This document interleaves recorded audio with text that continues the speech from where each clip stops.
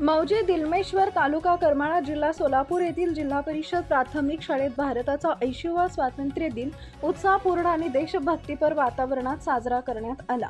यावेळी शालेय व्यवस्थापन समितीचे अध्यक्ष शमशेर हमीद पठाण यांच्या हस्ते सन्मानपूर्वक ध्वजारोहण करण्यात आले।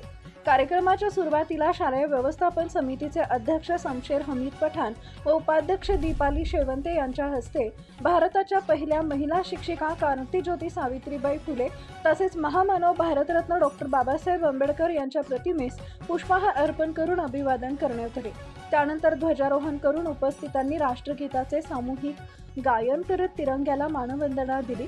ध्वजारोहणानंतर विद्यार्थ्यांनी देशभक्तीपर भाषणे, देशभक्तीपर गीतांवर कवायत आदी विविध कार्यक्रम सादर केले। विद्यार्थ्यांनी केलेल्या उत्कृष्ट सादरीकरणाला उपस्थितांनी उत्स्फूर्त दाद दिली।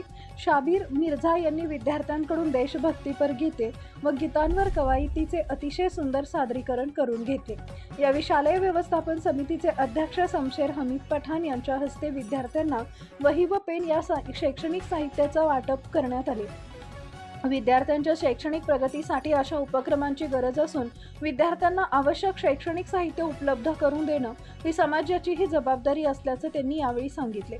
शैक्षणिक साहित्य मिळाल्यानं विद्यार्थ्यांच्या चेहऱ्यावर आनंद दिसून आला। ग्रामपंचायत दिलमेश्वर तसेच पालकवर्गांच्या वतीनं विद्यार्थ्यांसाठी आणलेल्या खाऊंचंही वाटप करण्यात आले। त्यामुळे कार्यक्रमाला आनंदाचे आणि उत्साहाचे वातावरण निर्माण झाले।